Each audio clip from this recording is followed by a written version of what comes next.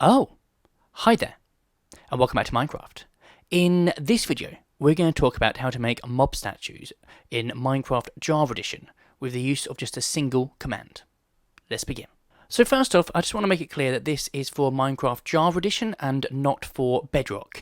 And also it does require you to have cheats enabled or OP rights on the server. If you do not have those, you will not be able to do this. Okay, so what this essentially does, if you haven't figured out already, is it creates a mob, a statue version of a mob that's fixed in position. So you can decide where to put it. In this case, we want to put it on top of these blocks.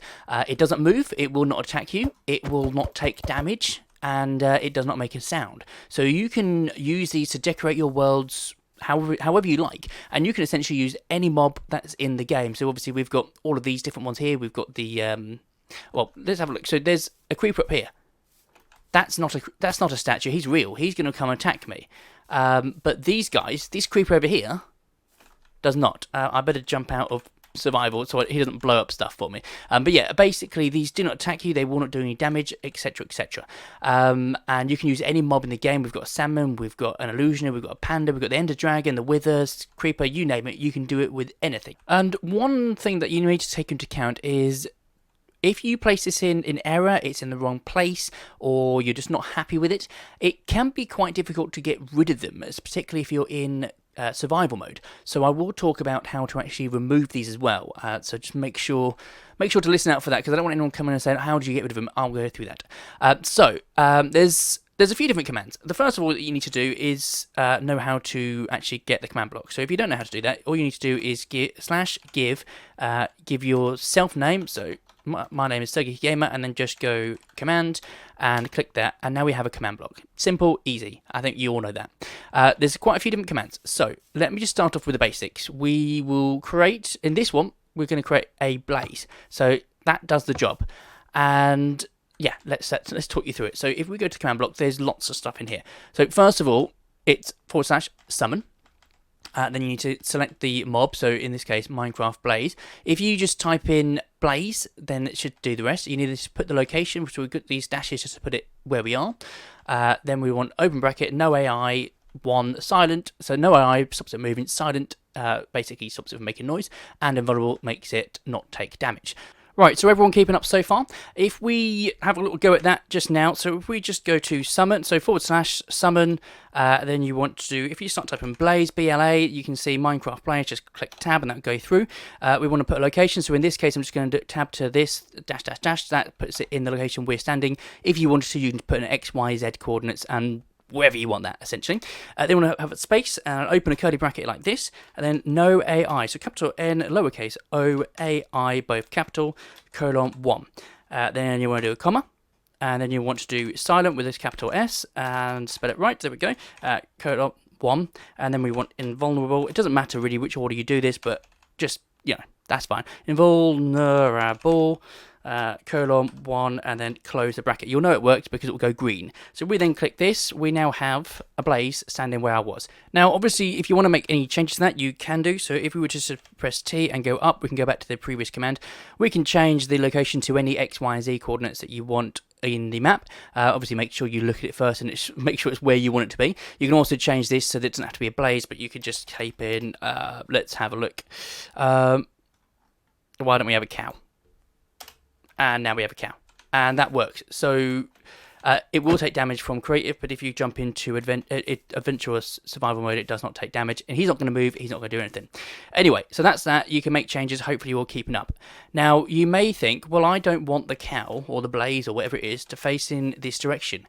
So again, we've got another command or an adjustment to the command. So if we jump to this command block, you see at the end, we've obviously got the, well, invulnerable, silent, no AI, that's all there. Then we've got a new one, rotation, and open brackets, 180, F, comma, 0F, close brackets. And then obviously you keep the little curly one at the end. Now what this does, it creates, it changes the rotation of the mob. So this is degrees, 180. If you're not sure, there's 360 degrees. We've got, let's just pop this in. If you're standing here, and this is facing north, for example, that is 0, and then you're at 90 degrees turning there, 180, 270, 360, and you can go somewhere in between. You can do, obviously, I don't know, 45, which is going to be half between these two, just to give you an idea. So you can adjust that number to anything you want, and then once you do it, now the blaze is facing this direction as opposed to this direction. Hopefully that makes sense. And like I say, you can change that number to literally anything you want. It doesn't have to be 180. You can change it to 90, 35. I mean, anything above 360 is pointless. You might as well find out what it is. If you're going to go to like 720, well then, well, all that is 360 twice. So you might as well do 360. And also 360 is pointless because it's 0. So yeah, anything above 359 is essentially pointless. Anyway, I'm waffling on too much. So that's how you create, and that's how you adjust the angles and make them face in whatever direction you want. Now, if you do put it in error and you think, I don't want that there, it's easy. You can remove them, and there's another command to do that. So this command is also very, very simple. If we jump in here, basically you just need to /kill, then @e, which is @environment, open brackets, so the square brackets, type equals Minecraft Blaze, or whatever it is you want, close brackets. So what this will do is basically kill all blazes within this area. If you wanted to, you could create sort of a separate tag to that just says within a certain radius, but we're just going to focus on killing the blaze. So what this will do, if I press that, is kill all the blazes there. And once particles gone, yeah, they're all gone, but that leaves everything else on here. So we could, if we want to take this out, type it in there. Now we can change that from blaze to cow, for example. And then again, you'll know it works as long as it changes color to blue. If it's, like, let's say, if we pop up one there, it's red, it's not going to work. Do that. That will kill the cow, and he's given us a leather, so that's very good of him. Lovely jubbly. So yeah, that's how it works. Now, what you can do with this, obviously, once you get going, you can use these to decorate your worlds, as long as you have the rights, obviously, to do it. What I think is absolutely amazing is, let's just change game mode to survival. Oh, there we go. Survival, and then me, so Geeky Gamer. These, I say, won't take any damage. They won't do anything. They won't move. They won't attack you. But they do still have some animations. So obviously the bee, he's flapping his wings. He's looking nice and cool. He's loving life. Spider doesn't do a great deal. We've got there's the odd particles that comes in the wither. He's moving his arms a little bit. The wither skeleton. The witch also has particles going from her head every now and then. You can see the wither is obviously moving around there, and the salmon, he's flapping around. He's not going to die out of the water, but he's flapping about trying to do stuff. So if you want to, you can put these in a, obviously, custom world, or just decorate it. I personally have an idea to do something with the Ender Dragon in a map that I'm working on. Or if you're feeling a little bit adventurous, you can do something a bit different and create something custom. So in this case, I've created a stray riding a polar bear.